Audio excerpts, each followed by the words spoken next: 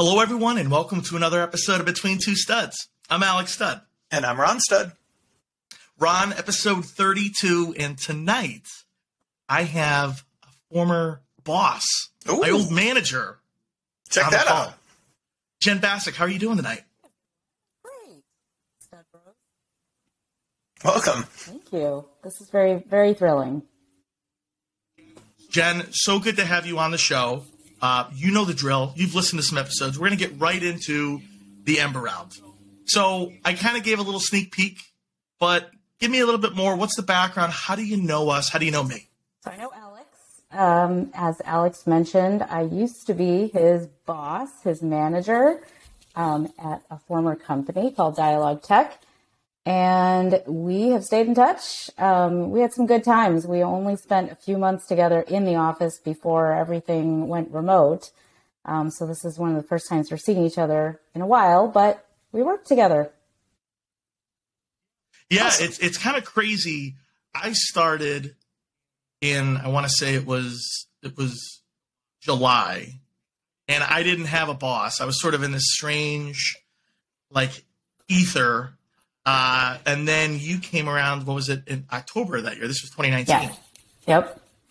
And then one day it was just like, that person over there, that's your boss. I know. I was like, cool. And it was fantastic. I do remember and then all of a sudden, meeting you. You kind of popped your head up and you were just as friendly as ever and you gave me a box of tissues. Very thoughtful. Said, prepare to work with me. Right. Here's a box of No, I tissues. think I was like, You're going to cry a lot. Right. You're going to need these. But then you went and found the box of tissues and gave me tissues. Well, and if I remember, I think you said, after we got to know each other for a couple of days, I think you were like, Alex, when I accepted the job, I didn't even know I was inheriting someone on the team. You didn't even know I was there. That was part of the package. That's correct. I mean, there was one, Nisha was mentioned, but she was on maternity leave. Someone that wasn't, a part of the interview process. But then there was really no mention of you. I don't think you should take that personally, but I was pleasantly surprised. I'm like, oh, I guess we have a team. That's awesome. So, kind of switching gears, tell us a little bit about yourself. What are some of your hobbies and interests? Oh boy. I'm just sort of your average person. I don't really have anything extraordinary to note. I work in marketing for a technology company now known as Invoca. My career at this point is decades long, so I don't even know how to summarize it. But I'm just a curious person that sort of just goes through things, goes through life exploring different curiosities, pretty eclectic background.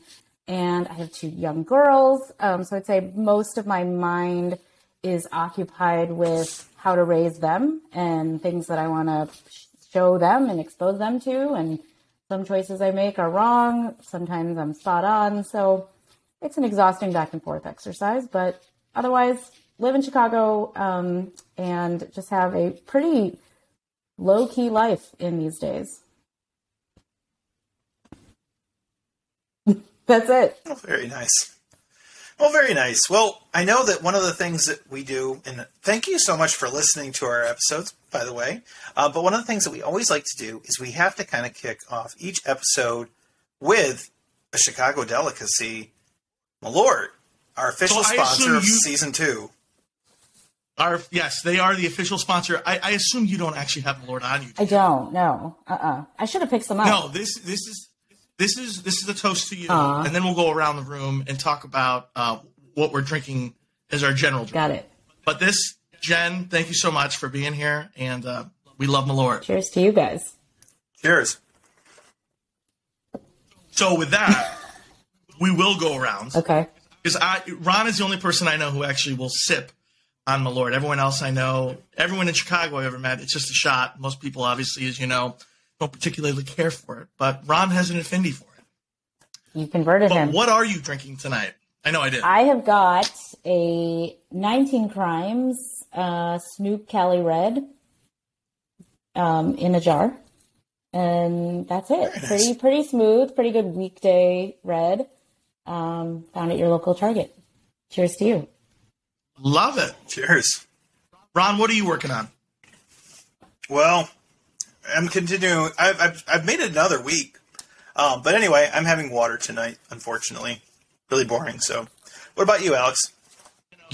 So I am partaking in alcohol. I will say, first time in my life, back in November, I was in Maine, and I was at this distillery, and they have this gin, Back River Gin.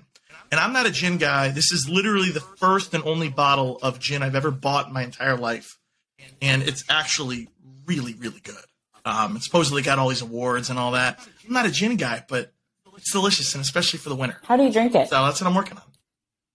I'm just drinking it on the rocks. But, I thought about when I was pouring this today, I was like, do we have any lemons or limes? We don't.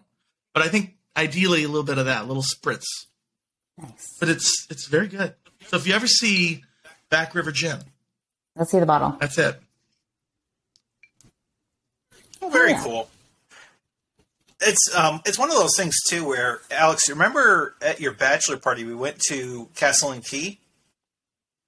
I do. Right? I was at the local liquor store, and they actually had a rep from there, and they actually were selling. They had some samples of their gin, like they do a highly botanical gin, and as is botanical with Malort. I also really enjoyed that, but I think more people would like that gin too. But gin is having like a resurgence, right? Like, right. I feel like gin is like now kind of popular in the States. It's really interesting. Yeah.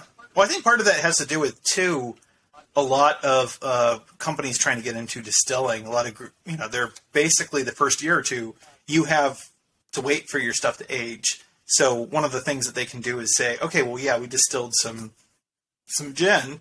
Come try that, or come buy our vodka or other things. But while we're waiting on our whiskey, right? Yeah, that's efficient. So that makes sense. That makes sense. So Jen, this question is the highlight, right? We always say that, no pressure, but we've gotten some really great answers since we started asking this. What's a piece of art? And again, art can mean anything, but whether it's a song or a movie or a book or painting, something that speaks to you, represents you, whatever you want to interpret the question, and tell us about it. First of all, I love your question. I love the way it's framed because, as evidenced by your first question about tell me about yourself, that's way too open-ended, and I don't know what to say ever when someone says stuff like that. So I appreciate the directness of your question and kind of the way that it made me think. So I came up with the Anthony Bourdain series of either Parts Unknown or No Reservations. And the reason I say that is less about the food, although it's definitely about the food, but it's less about that, but it's more about the way he views food as a thread for people. And I just never stopped thinking about that. And when he died, it really, I was one of those people that felt that he could single-handedly, and probably did, change the world. And I just was so sad that that was gone. And I think just the way that I grew up in Filipino culture, and probably so many others, food is what we do. We gather with food. We introduce ourselves to people with food. We have people, we mourn over food. Like, everything is revolving around that. So I just loved his sense of exploration and how food was just a means to connect with people. It's just a beautiful model. I totally agree. Have you seen the new documentary, Roadrunner? No. Is it out? Do I need to see it like tonight? Yeah, I just saw it the other day on a plane. Okay. I highly recommend it. I don't know if it's on Netflix yet, but honestly, I feel very similarly. I remember reading his book Kitchen Confidential, and just being immersed by this guy. I'm not a foodie, right? Like, give me McDonald's, I'm fine. But the way he would break down barriers culturally was just incredible and awe-inspiring. And I totally, I'm not someone who gets caught up in celebrities. And when, I get the little news feed that a celebrity died, sounds terrible. I normally just kind of like, okay. When I got the notification that he died, I remember it really bummed me out. Mm-hmm. Yeah. I liked your comment specifically about how he really was very good as well about, I think, just kind of approaching different situations. Like, he had his own kind of great sense of humor, but he was always very warm and welcoming to others as well as outsiders who, this is probably a little different than what you're used to. Here's what you should know. Here's why you should check this out. His sense of humor, and I think just there were so many tenets of just being a good person that I think he exemplified so well in that series. And it was fun to watch. Oh, yeah. I mean, it made you hungry for sure, but it also just made you feel like you wanted to get out and feel and see and meet and all the things. That it was just gorgeous. Just beautiful way of living. Yeah. So Yeah. I don't live like that in terms of like the, getting out and nearly as much as he did. So it's not that more, but it's more about like the approach to learning something about every experience that you do and using something that grounds you, like your commonalities, as a way to connect with people. I just think that we can all learn from something like that. I love that answer. And I'll say, one of the things I've always found very interesting is, hold on to COVID for a moment. Like a pre-COVID world, people are willing to spend a lot of money on different things, but people somehow make a difficult justification to travel. And it's interesting because you're willing to invest in yourself when it comes to something like education, formal education, but really you can get such a strong education by just getting on a plane and going somewhere. Yes. So yeah, and I this is where I struggle. This is where he and I are markedly different. I've traveled a lot in my life, but just since children have not. But the way we parent is very much in that everything is an experience to learn from. And this is why I say there's nothing really extraordinary about what I do, but I believe in finding something unique and interesting. Even if you go across the street, or if you go to a hole-in-the-wall place, like there's always something you can learn, a new experience. And so I get made fun of from my children because I'm like, this is, seemingly a very boring place to be, but like I tend to find all the little glitches and the nuances that they can remember and learn from. That's beautiful. And it's so important too. Like, I kind of have a similar thing with my daughter, and my wife and I, we go to a lot of different places, and I've seen where she will sometimes kind of be like, yeah, that wasn't that interesting. But then it's weird because she'll learn about something in history class or whatever, and she's like, oh, I kind of see where, okay, that was okay. And so much of that, I think, is just, it's just a great way to approach life. Yeah, I think it just makes you, I don't know, I think about, Ron, you probably feel this, raising your daughter. I always think about the things that influenced me as a child. And it could be this tiny, tiny experience that you had that seemed fleeting, but it had this like huge impression on me. So if I think about like going to the symphony, we probably went 10 times, maybe 5 times in my entire life. But when I go, it takes me back to this moment of going as if I grew up there. And I'm like, wow, that was such a small experience I had that like opened my eyes tremendously. So just things like that I'm like sort of probably obsessed about exposing them to many, many different things. But I don't know. You never know. Well, it's amazing too, something like that where, like you gave the symphony example, maybe as a child you went and didn't think much of it, but all of a sudden 20 years later, it's like, wow, you know what? I actually do remember that experience very vividly. Yeah. It's and really I will say they're not all that like, high end like experience. Sometimes it's like, oh, I took that gymnastics class at the park district and I met someone that had a blue bicycle. Like sometimes it's mundane things, but life is life. And it is. So speaking of life, name one way that COVID has permanently impacted your life. Ideally, something good, but sometimes the reality is it's been bad. But Ron, Alex and I actually started this podcast, for instance. Yes, you did. And thank you for that. We're grateful for your content that you put out in the world. Laughs and storytelling. It's all great. I have changed the way I cook, and changed the way I don't know if it's meal prep, if that's the word, but in the early days of COVID when you sort of had to just use what you had, I got pretty good at that. And, so I guess that would, it changed, I guess, our lifestyle. It changed the way we prepare food. A little bit of our palates changed because we didn't have certain things and you had to get creative. But I would say I got really good at cooking. But not high-end stuff, but really, soups. I can make great soup and stews and pastas and stuff. But you just had to get creative.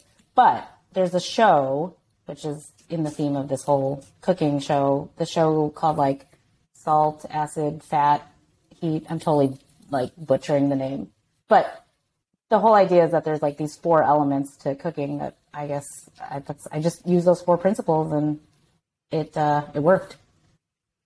I love that. Well, it's funny. Our friend of the show, who's been on multiple times, Ruben, he's a chef. And actually, when I was younger, I used to bring him over to my little apartment, and he would laugh at what little stuff I had because I was 23-year-old kid right out of college. And I'd challenge him. I'd be like, take this stuff and turn it into something. And he would. And it's cool when you can be resourceful like that. That's amazing. I did listen to the Ruben episode because I was like, I need to meet this guy. Oh, Ruben's awesome. He's a character. He's great. He's so great. Yeah. So, but yes, that's sort of the idea, but probably not nearly as good as Ruben's. Well, I'll say this. I'm sure it is excellent. But most importantly, you passed the Ember round. That's a new effect this year. But Ron, we got to figure out it's got to be 3 seconds, and we got to phase it up and phase it down. That was exactly 3, but I'll add some custom ones in there. It went to the peak, and then all of a sudden it was a clip. Just dropped. Yeah, it's got to fade out. But it definitely. Yeah. We'll get better. It was very exciting. So now we get into the kind of the meat and potatoes of the show. Now that we know you a little bit better. You studied chemical engineering in college, yet you talked about it earlier, you ended up in marketing. How did that happen? I think we always find it fascinating when people make a huge, or at least a perceived huge shift in their careers. Sure, yeah. I was a chemical engineer, but never felt comfortable in my skin. I did not enjoy that profession. But one thing I did enjoy, so I worked for a number of manufacturing companies, making agricultural chemicals, making pharmaceuticals, and then ultimately making products, consumer products like Barbie dolls, as an engineer. But I just didn't really like the environment of engineering. I wanted something a little bit more creative, a little bit more consumer friendly. It just was very rugged, and I just didn't enjoy that. But what I did enjoy was the process of making things.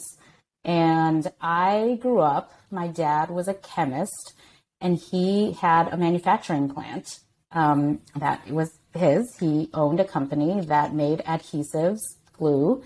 And, so if you look at a book, the adhesives that bind the glue together, or the glue that binds the pages together, or McDonald's boxes, or Hallmark, cards, whatever. Those were his customers.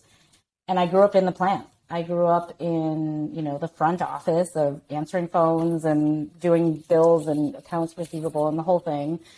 And it wasn't until probably 10 years ago that I realized that whole process of making a product from start to finish was really what I was curious about. It wasn't about the science of it. It wasn't about the chemical engineering, which at the time just made my parents happy that I was an engineer, but that's not why I was drawn to the profession.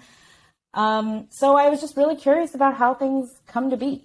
And working as an engineer on the Barbie brand, so making product development and the whole thing from from a drawing to an assembly line, I was very much a part of that. I started to be curious about the after it's made, what happens, and how do you sell it? How do you market it? How do you package it up? And I made the transition while I was at Mattel from engineering on the product development team to the brand management team.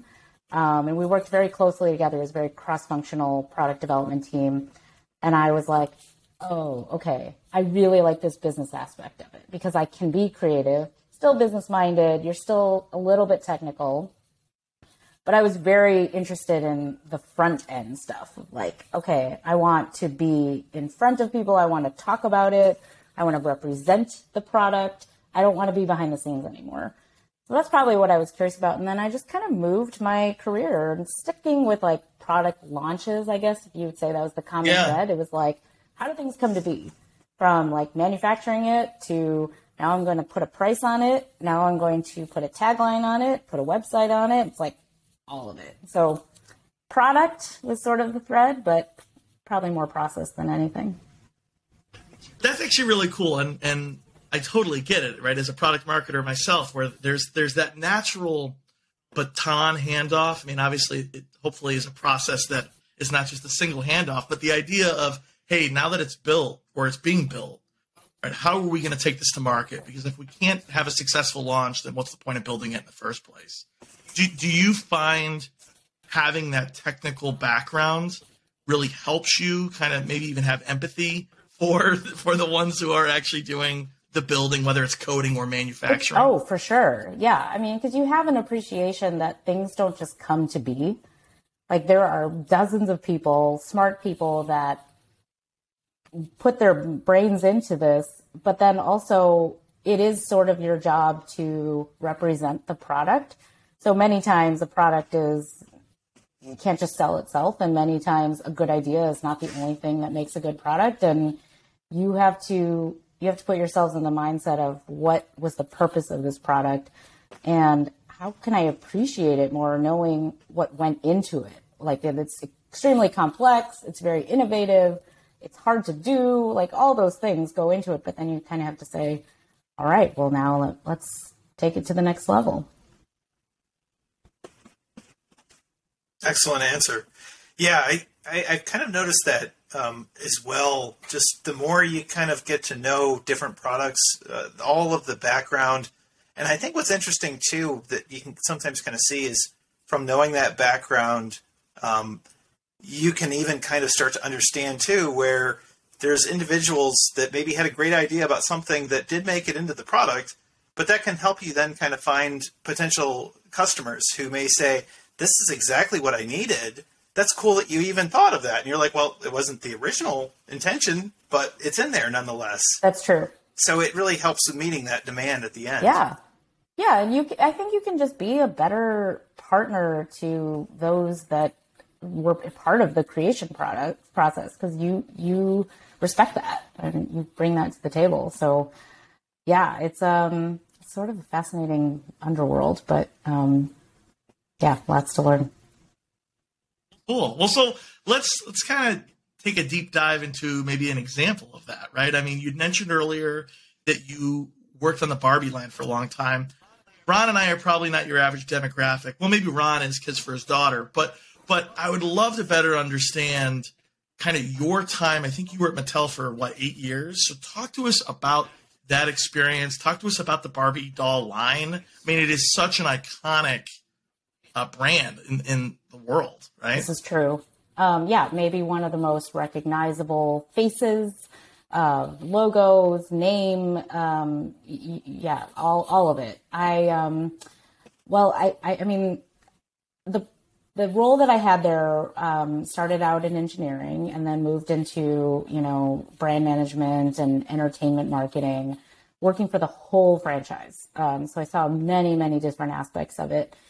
And it was as fun as you would think it was. It was the best. It was amazing to work for a toy company. It was an honor to work for a brand that everybody knows about. It was tons of fun. It unlocked creativity that I never knew I had. And I made the best friends, like just people that I'm still very close with in that field, in that area. And I was a sponge. There was a part of my career where it was before getting married, before having children, before going to graduate school. And so I was just like 2 feet in, I was living and breathing it. But really didn't know a thing about what I was learning and what I was doing. I just was totally open and learned pretty much the basics and the bread and butter of my career about market research and finance and engineering and packaging and design. It's the place where you learn it all, and you get to learn it on a brand that everybody knows. So, I mean, what do you want to know? Because it's just the most fun. It's the most fun to have. Like, we had great brainstorms and great parties and, all the things. Well, I'm just imagining, the average person, you pick up a Barbie doll, right? I have nieces, and it's a doll, right? But you, having worked at Mattel for so long, there must be so many things running through your brain about, everything that you just talked about, from the beginning of the process all the way through production, all the marketing. And of course, Barbie, to its credit, has really done a lot in the last couple of decades to really transform itself, to be much more progressive, to be much more tolerant, and being much more diverse. And I give kudos to them, and I'm sure you were a part of that. I saw the end of that, or by the time I left, they were just beginning it, I should say. But it's a 60-year-old brand that, was at the top of its class and category for so long that I would say that there were a lot of things that just sort of naturally came to be. There were challenges along the way for sure, but they didn't have to do much to convince people to buy the product. It was beautiful, and it was almost like the single only product in its category. It was, there's just so much, there was so much history that they had by the time I joined, that it was just pure fun. Then towards the end of my time there, things started to get real, right? Like, there's a business challenge at hand. There are competitors coming at you left and right. There's different categories. Kids were playing differently, and it was starting to get extremely competitive from a financial perspective. And so things started to get more scientific in terms of our research, in terms of our product development, content. This is when digital content was just emerging. Social media was just emerging. And so it just started to get totally different. The world of toy development, the world of playing with toys just completely changed over a course of a few years. So it's probably way different now in terms of like, what is the task at hand? What once probably started as like, let's live out our fantasies from like drawing a thing and then sending it to the factory, and it suddenly becomes what you want it to be, to like, okay, this is real business. We got to figure something out. So it's, I can tell lots of stories. I learned a lot about, pretty much anything about, brand building and how do you build a brand. Because most of the buying process is purely brand recognition. For a brand as old as Barbie, I would imagine Mattel probably has some are there like hard set rules where it's like Barbie will never do this, or Barbie will absolutely always have to do this? Are there any like rules that are or that you might be able to share with us, or that maybe even got challenged while you were there? There were, and I don't know that it was that rigid, but it was very singular. I will say that. There was a style guide, which every brand has, which is a set of specs that say, okay, it's this color, it's this font, it's this voice, it's this everything. And, that's what you use as your guidepost. But the difference that from what it was then to what it is today, I will say it was always Barbie is this one person that looks like this. And it was like, it's not like they were doing it, to be malicious or exclusive, but it was like, of course, this is who she is. And these are the people in her world. Fine. But and that's the story we will tell. But it's a one person representation. And I think what's happened now is because of consumer changes and the world is reflecting what the world looks like and what the world wants. I've seen the brand expand its point of view about what Barbie represents and what it stands for. And yes, she still exists as the blonde face that you know and love, but it's not just that. It sounds like it's been very, very wide range of visual representations. And that's amazing. It's great.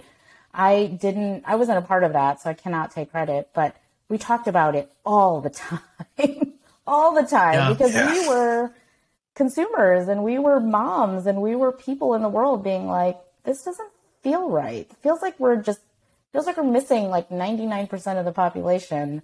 So we talked about it all the time. And the fact that they got it out and were able to do it, that was not easy to do. So good for them. Yeah. A couple fun questions I have to ask.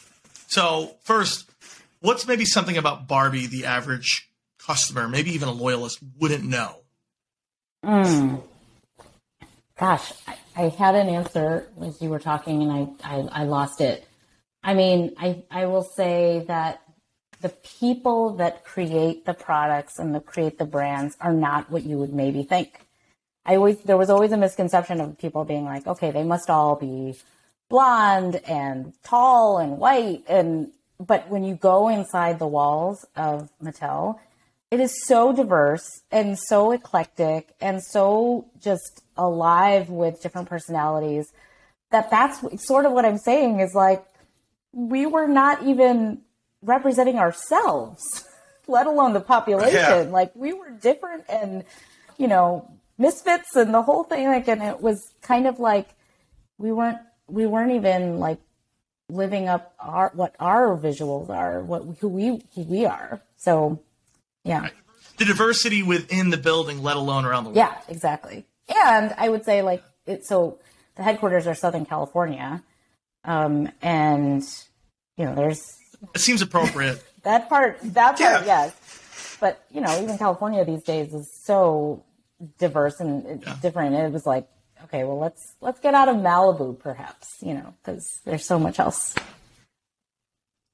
So I also have to ask, and I'm sorry if I come off as the super young guy on the call, but I was born in 91 and I remember it was like 97, 98. I'm like a 7, 8-year-old kid and the song Barbie by Aqua comes out. And of course, that's honestly one of my early memories of turning on the radio and just hearing that song nonstop. And I know there was a lawsuit at one point with Mattel, and we don't need to get into that, but I'm actually curious, the employees, especially when you were there, which was at least 10 years after that song came out, what was the consensus? Was there like, hey, this is kind of funny, or was there like, that song will never be played at a function? Oh no, we very much embraced it.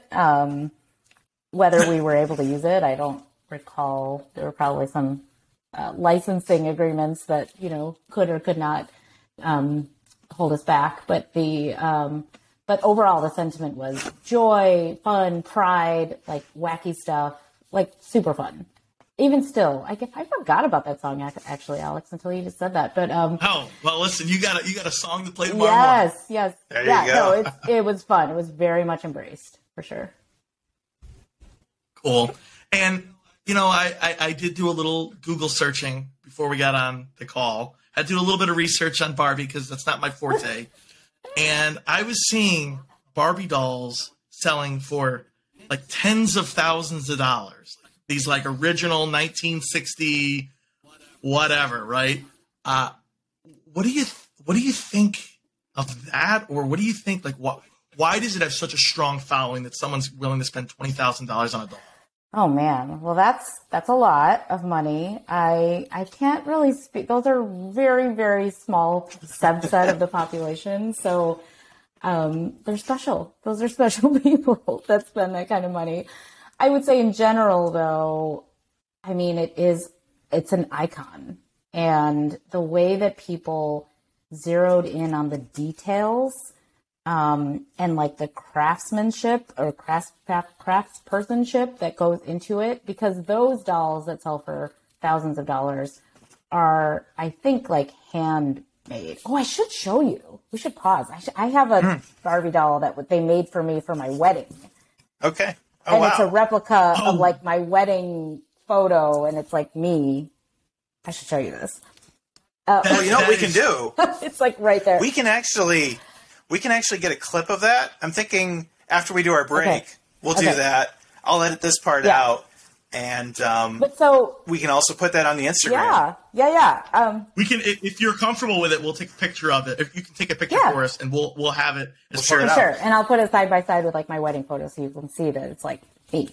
Oh, that'd be awesome. That'd be awesome. It's that, right? Like it's this.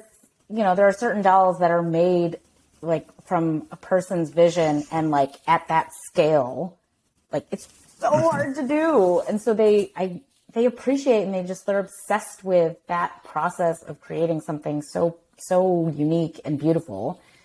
I mean, some of them, like the designers, have like a huge following. So there's like people by name there's a convention that people will go to. I was never part of that line, so I didn't really see that up front. But I know that, even still, I'll tell people, I'll meet, doll collectors at antique shops or something, and they'll be like, oh, do you know? And then they'll say the name, and I'm like, wow. Yeah. Wow. They owe me $5. Exactly. So, like any hobby, you have this like appreciation for the details that go into it. Yeah. That's awesome. Well, listen, we're going to go to break, but when we come back, really excited to kind of talk about, a little bit more of your family life, talk about some of the things you're really passionate about, regarding some nonprofit work. So we'll be right back. Hey, it's Ron here. And Alex and I wanted to take a moment first to thank you for being a listener to our podcast. Secondly, I've got a challenge for you. This week, if you could, find somebody who maybe isn't familiar with the show and turn them onto it. We'd appreciate it. Thank you so much.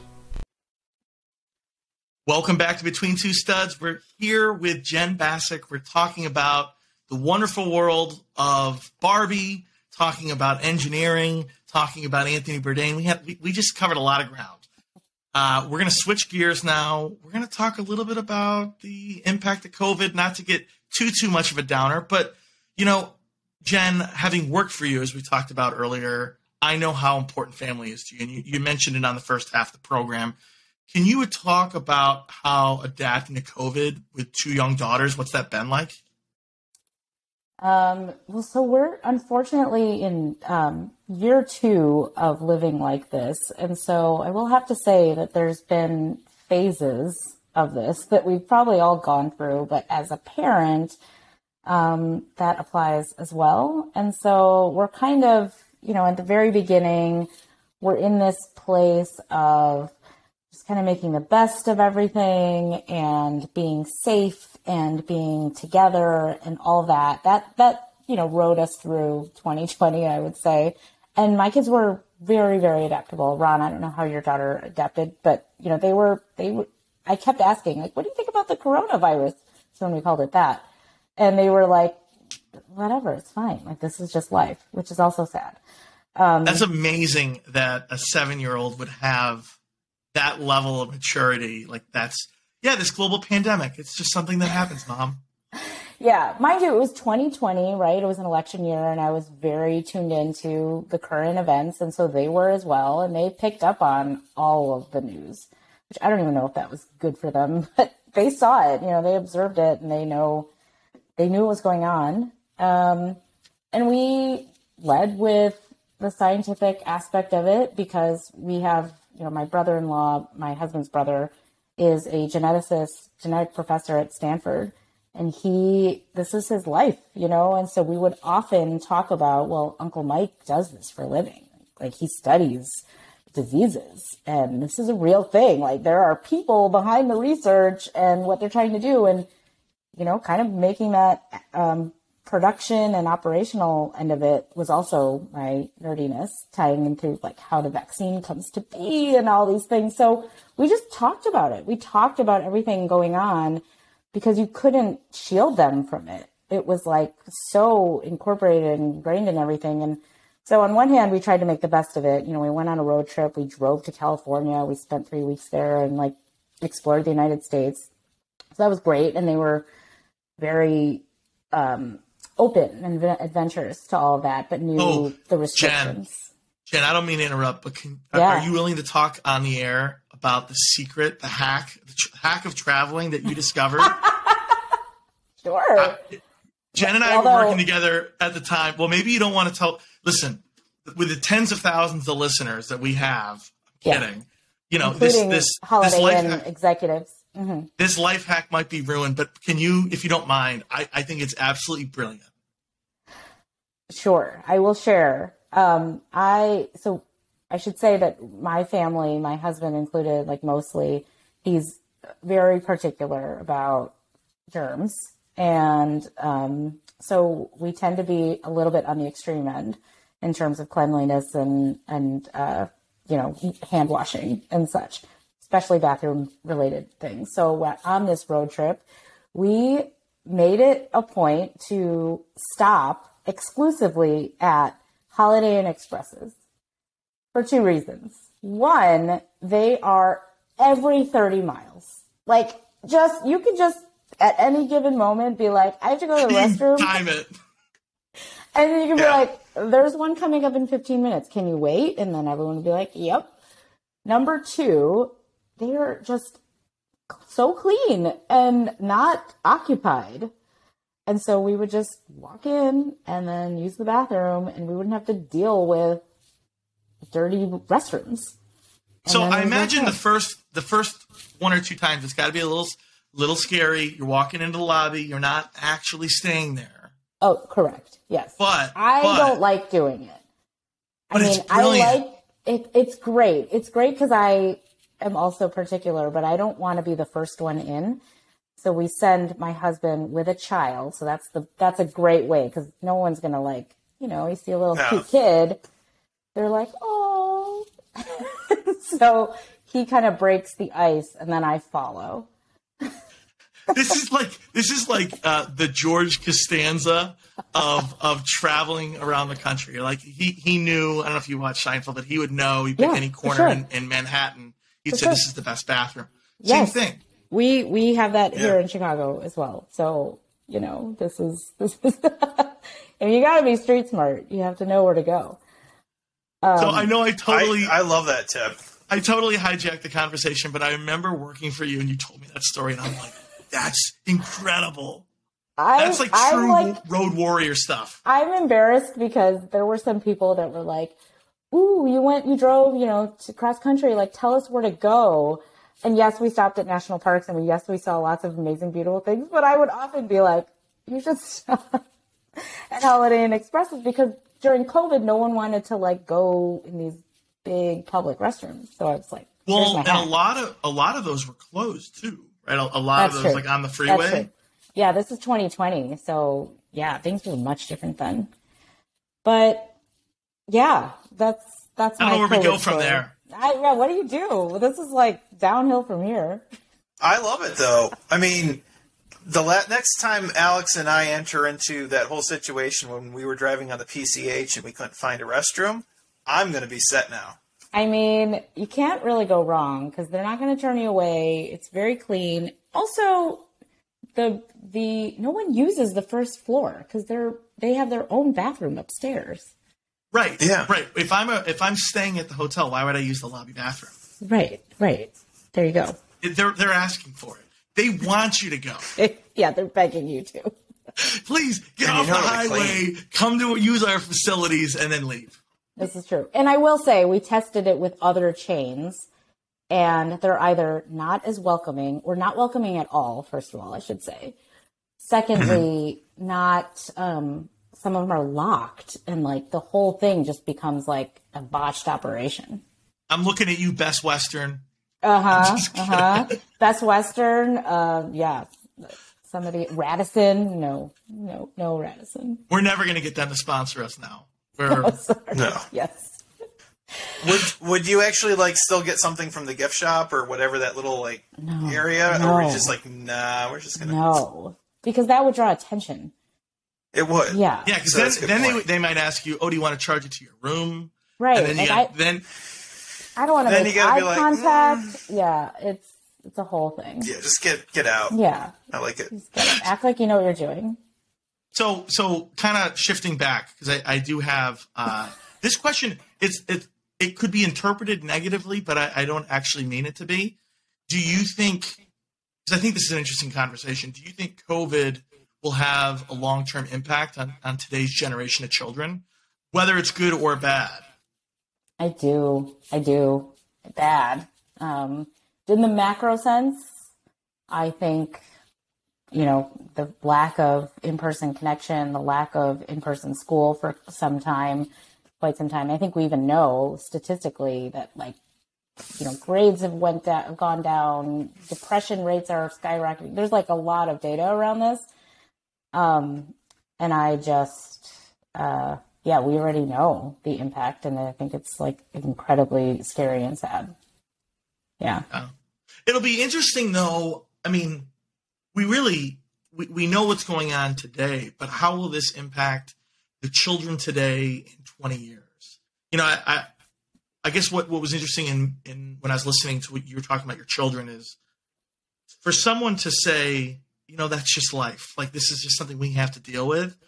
I mean, maybe your child is just really special, which I'm sure they are, but that's an incredibly mature thing to be dealing with as a 7-year-old. And what could be the potential positive long-term maybe benefits? I mean, Ron, what do you think? You have a daughter. I know one thing has been my daughter has we learned very quickly about reading about the polio vaccine. So that was something that she learned about Dr. Salk, and she was very understanding, and that was really kind of a good way for her to understand how and why. But what was interesting from that, and this is something that she still brings up, even though now she's been fully vaccinated, she's like, where is my sugar cube with the vaccine? If everyone could get that, they totally would get their vaccines. And I'm like, I like your thinking there, Ethan. I didn't know that was the thing. They were giving sugar cubes as they were getting the shot? No, they would actually put the vaccine on the sugar cube for the polio vaccine. Oh. Yeah.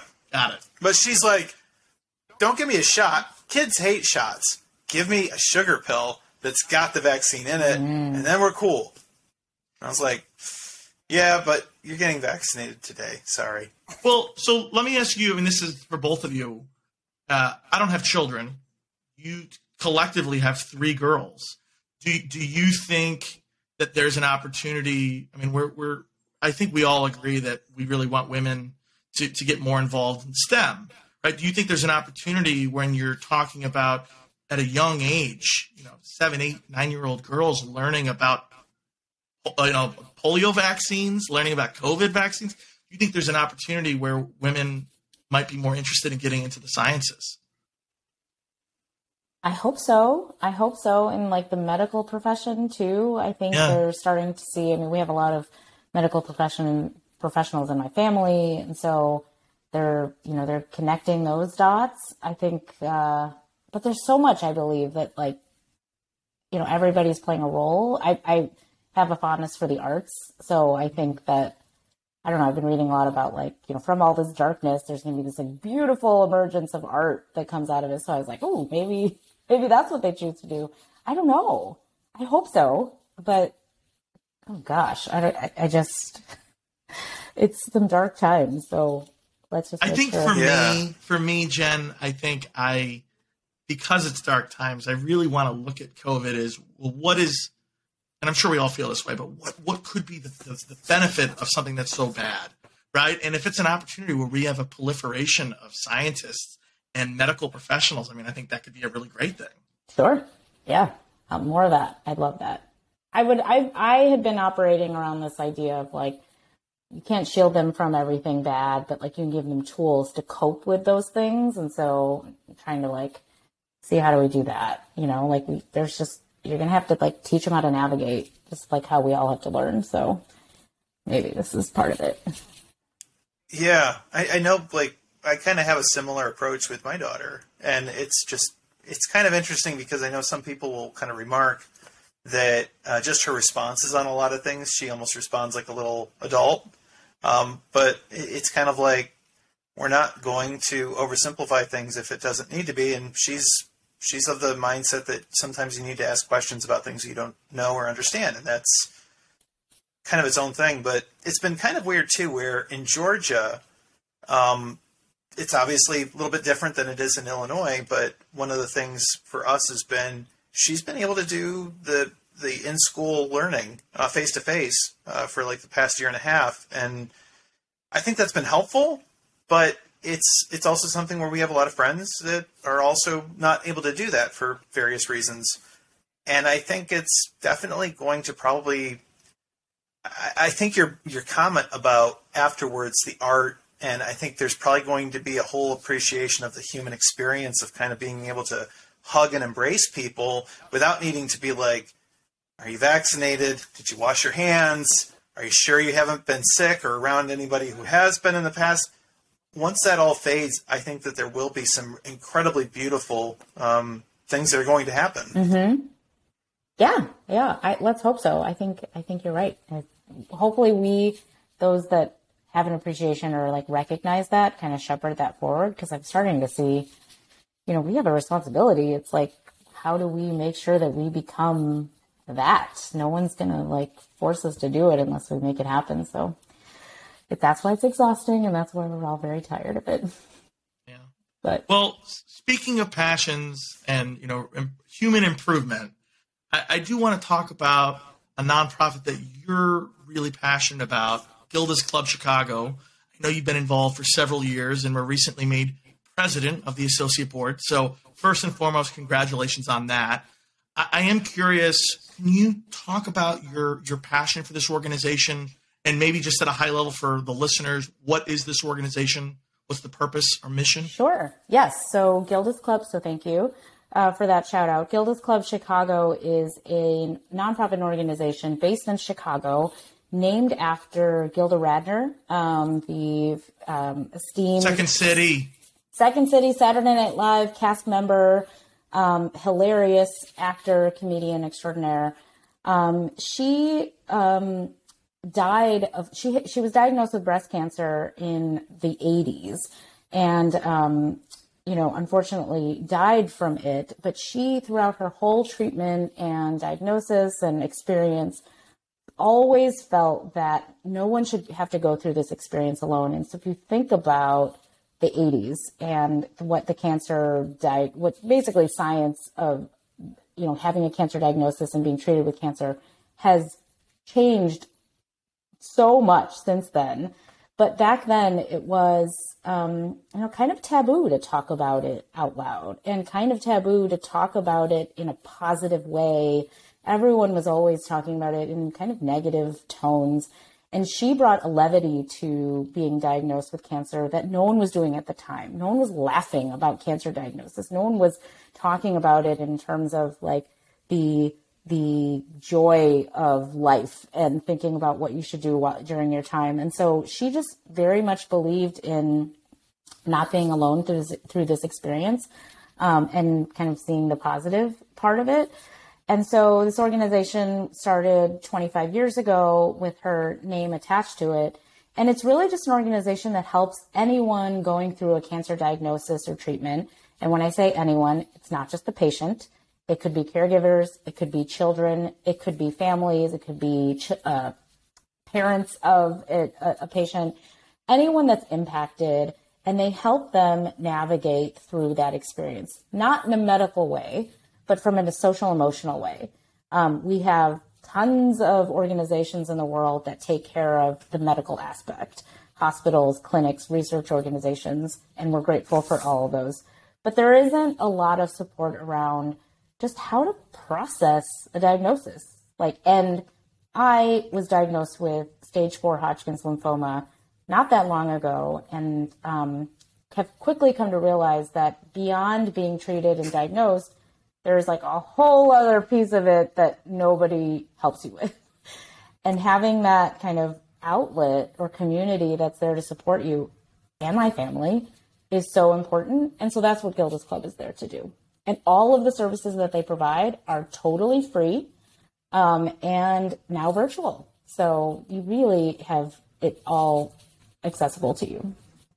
Wow. Honestly, it's something that until I met you, and you were telling me about this organization, I'd never really thought about it so much. But you're right. There's the medical component, but then there's this whole other component, which is you're living, you're fighting this, or maybe a loved one is, and having that support system.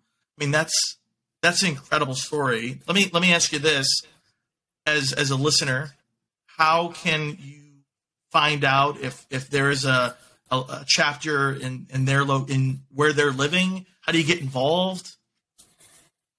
So there are several chapters. They're all affiliated with the cancer support community. There's a bunch of different organizations that they partner with in order to get the resources and the infrastructure that they need to operate.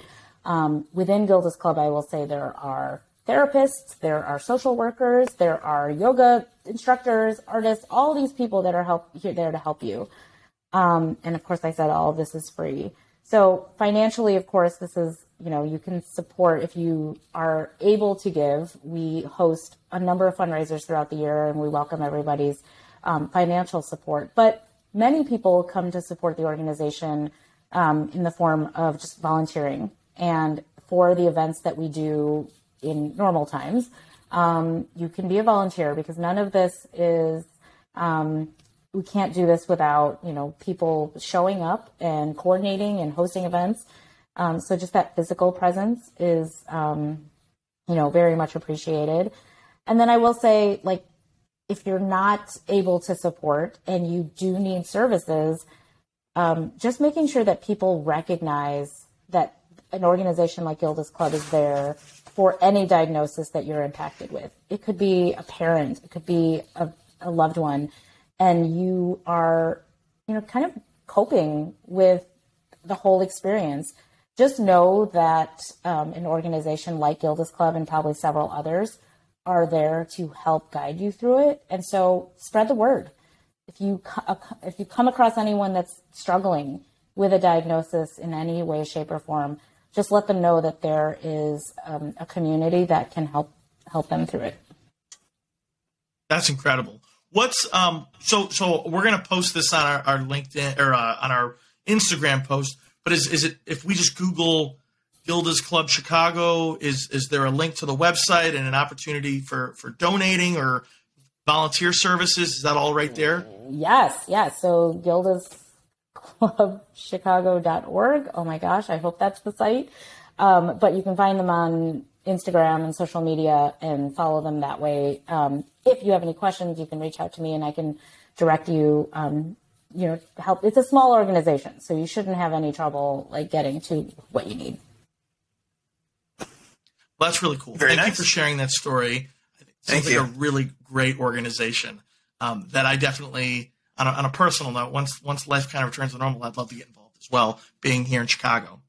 So kind of in that same vein, right? I think what's amazing, and I mean this sincerely, what I really, really respect about you, one of many things, is how involved you are with nonprofits in general. I mean, Gilda's Club is just one piece of what you're involved in. Can you talk about some of the other nonprofits you're involved in, or organizations, nonprofits that you're passionate about?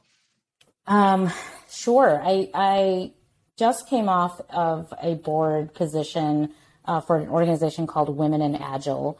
And Women in Agile is a group that supports women that are considering or currently in the field of software development or agile software development, and which is a very underrepresented career for women. And so we're there to give resources and support very similar to people that are considering this as a career. And their goal is to normalize the idea of women in the field of software engineering, because it shouldn't be that this is an underrepresented field. There's so many ways to give your gifts as females, and they shouldn't be intimidated. They shouldn't be scared. And we definitely want to flip the equation and make sure more women are represented. So I am no longer on the board there, but you absolutely can support womeninagile.org. Excellent. And final question on the topic. Yeah. I think I'm guilty of this, right? When I was in college, I did a lot of volunteer work, and then life gets in the way, or at least it perceivingly gets in the way. you're way busier than me. You know, you're married, you have 2 children, you have a full-time job, yet you find a way to make time for this. How can you explain maybe someone who is either intimidated by the idea of finding time or just doesn't even know where to get started? Like, what was your journey into volunteering? Yeah, I never really had much of a volunteer aspect to my life, really until I had kids. I started to get involved with their schools and with Girl Scouts and like the PTO and PTA and all that stuff. And it was really just like an afterthought. Like I was working full time and, I just was doing what I could, like most of us. And then it really just started to become like, I wanted to lend my skills and my help because these organizations are struggling. Like they're nonprofits and they have no resources. And if you believe in a mission so much, you should just like roll your sleeves up and just do something because I have just witnessed firsthand like how hard it is to get things done with not a lot of hands. And so to watch these like groups of people that you care about in these communities that need your help and services really just not see their vision through or not get resources like lived out. And they look around and they go, well, who can help us? And it's really just a matter of someone raising their hand. So it's that simple. It's really just like, if you believe it, just show up. Just show up. So that's one of my missions with like being the president of the associate board. I'm like, you're here for a reason. Make it count. Like, don't waste your time. And so there's a lot of low engagement, I will say. People are not there. They're not giving it their all. And so I would say, like, thank you for showing up. But, like, that's all it takes, really, is, like, to be committed and be passionate about it and just show up. Like, people they need anything and everything. So, but you really have to, like, care. You really have to be passionate about it, and then everything else will just come naturally. Well, I'm sincere in saying that when life returns to normal and there's some of these in-person events, please let us know, and we'll happily, a lot of our listeners are in the Chicagoland area, happy to promote some of these upcoming events. I remember, I'm sure you do, that there was an event planned on it was Gilda's club. It was like the day that the world ends. The day that it was on 3/12. Yeah, and I remember what the office, because we were still coworkers at the time, I think closed on the 11th. And I remember we were like, "Are we gonna go? Or is this gonna happen?" Yeah. And yes, I remember. So I'm looking forward to more events like that happening and supporting. So yes, well. Thank you. And, support your local nonprofits, I would say. Doesn't have to be Gilda's Club, although we appreciate that. But, in Atlanta, I'm sure there's amazing orgs. And they put on fun events. So if anything, have a great time. But there's a whole operation back there that needs your help and support. So thanks. Well, thank you. And for all of our listeners, make sure to check out this episode's notes. We're actually going to provide links to all of those organizations so that way you can check it out. So thank you. Yippee. Love it. So, all right. So Jennifer, I heard that you grew up and currently live in Chicago, right? But then you spent a large chunk of your life actually in Southern California. Moving to LA must have been quite the jump, right? This is true. Yes. I was a little bit warmer. I'm a Midwestern girl, guys. Like I went to Iowa. Yeah. I grew up in the suburbs of Chicago.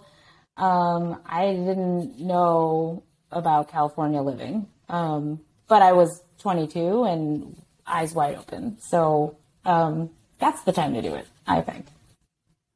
So you moved to LA, and you were there for how long? 12 years. 12 years. Okay. And now you're back, but I say you're back, but there is this caveat where, we're friends on Instagram. I see you going back quite frequently, right? Whether it's in the winter, you go back for a couple weeks here and there. So I know you still have a love for Southern California. What's the number one thing that you would say you love about Southern California? And then what's the number one thing about the Chicagoland area that you love? I mean, other than the weather, which is so obvious, things are just nice and neat and clean in a way that, like, I guess the aesthetics of it, right? It's like things are, for the most part, just lovely and like refreshing and good for the soul. Like it makes you feel like you're on vacation, and things are bright and sunshiny, and it's just very pleasant. And I think all this exists in places like Hawaii and Florida, but there's like a different tone in California, which is like, I don't know, more, I don't want to say aspirational, but like it's sort of on a different level than other places that I visit that have the same climate. Would you say, as someone who's never lived but visited many times, there is this feeling of aspiration, of wanting to follow your dreams? Is there maybe culturally something happening that might not exist elsewhere in the country? Yeah, I think there's this sort of undertone of image, or like, and I don't mean that in a status way. I think it's like in like just the way things appear to be. Like a focus on how things are presented. Maybe that's the way it feels. So I don't know that really, I haven't really seen much of that lately. But to your question about what do I miss about Chicago, or like, I guess what the best part of Chicago is, it's sort of the opposite of that, right? Like, I appreciate that in Chicago, you don't have to do that. And you can show up in your like pajama pants to the grocery store and like wear like a huge coat, and like, it just doesn't matter. So on one hand, I like that things are like presented well and they're very pleasing when I go to California, but like here it's just off. Like, I don't think that would be weird here. And so the grit here is sort of what I really appreciate. Yeah. And I wonder if some of that grit just has to do with the fact that we're not close to an ocean, right? Like you have tough winters. I remember when it might've been before you started at Dialogue Tech. I remember it was like, I was brand new to Chicago and I was chatting with a coworker. I don't know who it was. And I was like, oh, what are you doing this weekend? Like, I'm brand new, just figuring out, what are you doing? They're like, oh, I'm going to the beach. I go, you're going to one of the coasts? You're going to the East Coast?